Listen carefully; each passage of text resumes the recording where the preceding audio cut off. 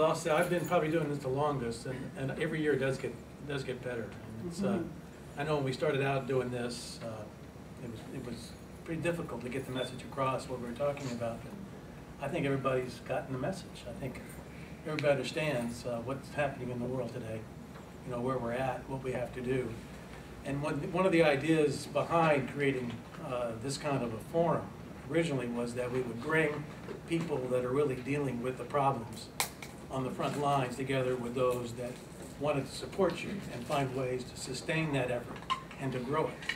So I think we have that coming together here. And the big challenge is you all are doing wonderful things. You're solving really major problems and you're great communicators.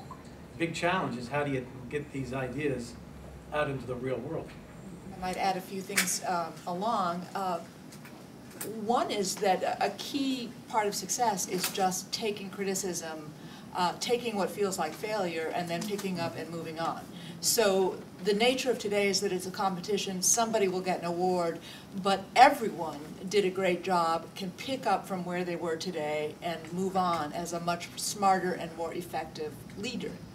So in a time like this, in a state like this, these are market-based solutions that people need, want, will pay for, and can be available without government money. Right, that's even more hopeful. Right. No. So I just wanted to say a few brief things. First, this is the first social business plan presentation that I've been involved with. I've seen absolutely hundreds, if not thousands, of similar presentations for people trying to raise money and run big businesses. And I've got to tell you that this is probably, if you took all 7 of these presentations, as good as I've ever heard in session anywhere. And I know that this didn't happen without a tremendous amount of hard work, not only hard work from all the presenters and their organizations, because there was obviously a tremendous amount put in, and superb presentations, but a lot of hard work by Betsy and her folks. Oh, yeah. To bring you guys to this. I just wanted to say thank you for giving me the opportunity of hearing these terrific presentations today. I'm excited about the potential of what we're going to be able to do. I know that we have a huge thing in front of us that we can do, and I'm really excited about what that's going to look like. I feel like this process is giving us the tools to really make it happen. And the other thing I'm excited about is the fact that we're only one cohort. There's other people who've gone through the process and who will continue to go through the process. Like, having gone through this, it feels like it's really entire community that's being armed with this knowledge and this ability. I was not a true believer. I felt like, why are we, I mean, this is just a waste of time. This year's going to be such a nightmare. And we're not going to get backing, and we're not, and then it's come together. And so is all the other pieces of the organization. It's like, all right, this is actually doable. We can actually do this. I'm excited about the field, actually, of nonprofits being able to become financially independent, because this is not a new concept, but the fact that the financial environment has caused us to look at other options probably quicker than we normally would.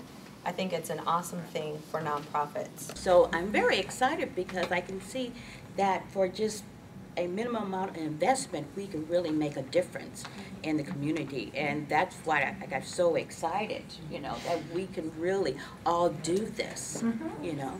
So, and you will.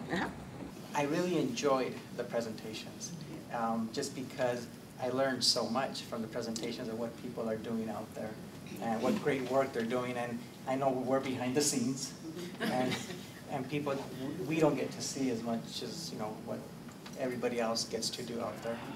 And I think it's great what everybody's doing out there. I learned a lot from the Korean community today, which I didn't know before. And, you know, all the presentations are so great. And that's what I'm excited about. It has been my pleasure this year to work with Betsy in managing the Academies for Social Entrepreneurship, Social Enterprise Academy. Here it's our 3rd year. This is our 3rd showcase. Very, very, very exciting. Everybody ready?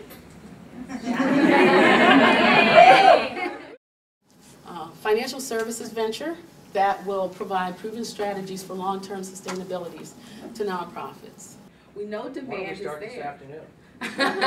Well, we're trying to do it right now this morning. What does Yoda say? There is no try. It's a compliment to you guys. Given who you are, just do it. You've done it for yourself. Yes. Just do it. Yes, and that is what this is about. This is our just do it. But, you know, our daily demands are... No. Just do it is you're going to use outside consultants that you know. Anyway, so just do it. Just do it. I got you. Pick Okay. one. Okay. Show, that'll work out the kinks. But there's a missing piece of the puzzle, and that's why we're here today. Today is about achieving two goals. Our primary goal is expanding access to the most effective assessment and intervention expertise by generating earned income. By doing so, we hope to achieve our secondary goal of spreading the word about the power of early intervention. We can help to reshape the perception of mental health services into simply a resource as practical and natural as your child's doctor or dentist. Early intervention is not just for children who are poor. Children across the economic spectrum deserve help and support as early as possible when it's most effective. With early intervention, many of these first concerns can be addressed to everyone's benefit well before children are in school. We don't need to wait till children and their parents are struggling. Every child deserves the best chance for a bright beginning.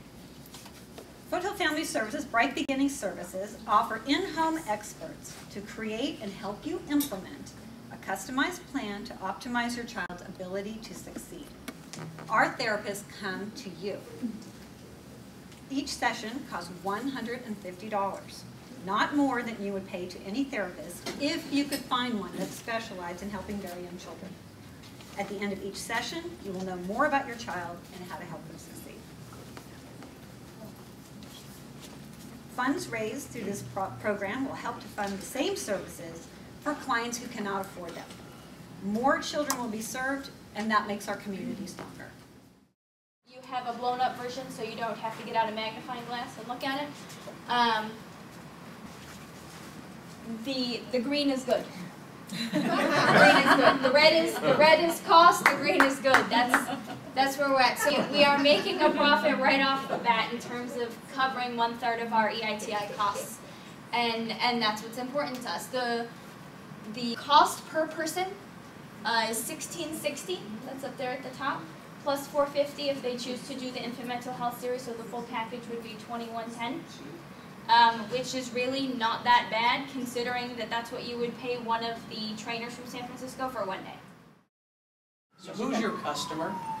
Our customers are the early childhood teachers who've been coming to us. They individually write checks. So I'm a teacher. Actually, I am a teacher. Individually, individually as well as organizationally. I have been hired by many schools to come and train. That's what I'm getting at. It's a big difference between schools and individual teachers and school districts and whatever. So who is your real customer? How much is that customer going to pay per, if I'm an individual versus how many schools have you signed up, how many school districts, and on and on and on. So of course, numbers, right? So the great thing about partnering with CM School Supplies is they're going to take care of a lot of our packaging, shipping, storage, ordering invoices. They're going to take care of all of that management for our product. So internally, we're going to have a project manager that will concentrate on conducting focus groups and meetings with our staff to help channel all of their expertise and to put in the quality information into our infant resource guide. They're going to work with our community collaborators and community businesses to help generate buzz.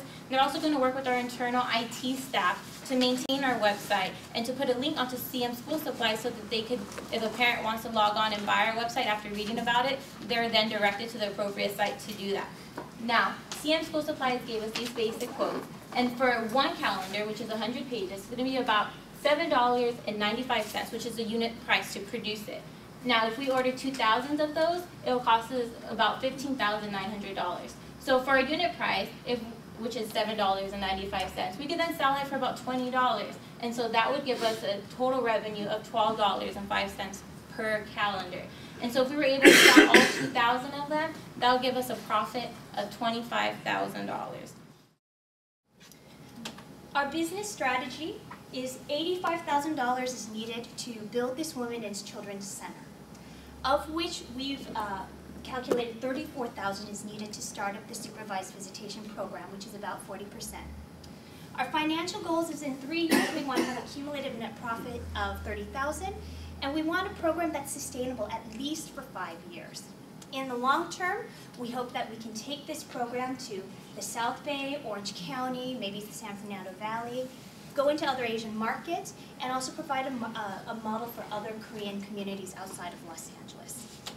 Our financial projections, as you will see from going from year 1 on the left through year 3, is that we'll serve a total number of clients, 10 in the first year, and up to 25 by year 3. Our profits will break even in the first year, and by year 3, we will just about make that $30,000 mark that we want. Agree, the presentation was absolutely fantastic on many levels. The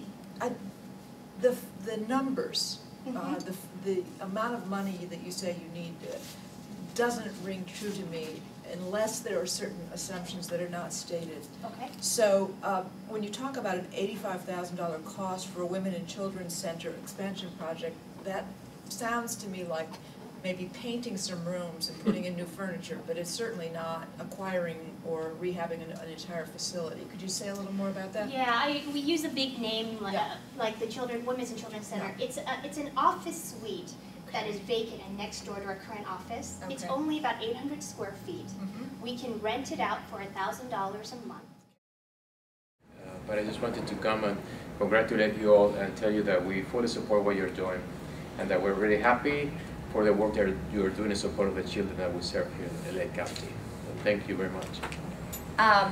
Antonio, thank you. You've really reinforced one of the things that we think is most important about this program, which is that we are teaching people things that they can use over and over again. I mean, obviously we're excited that the ventures that have been identified and developed are probably going to make everybody some money as well as expand your mission, but we also really look forward to seeing it unfold as a process you use over and over, and we have seen that in the groups that we've already worked with. The other thing that we're proud about is the ecosystem, the network of support that gets developed, both among all of you supporting each other and drawing on the generous private sector people that contribute their time as coaches and judges, and the universities that contribute time from their professors, etc. We also think that's an important part of creating an environment that makes social enterprise what everybody's doing instead of the risky business that it was when we all started. So thanks, and without further ado, I would like to announce the winner, which was, of course, very challenging, but the winner is Korean American Family Center.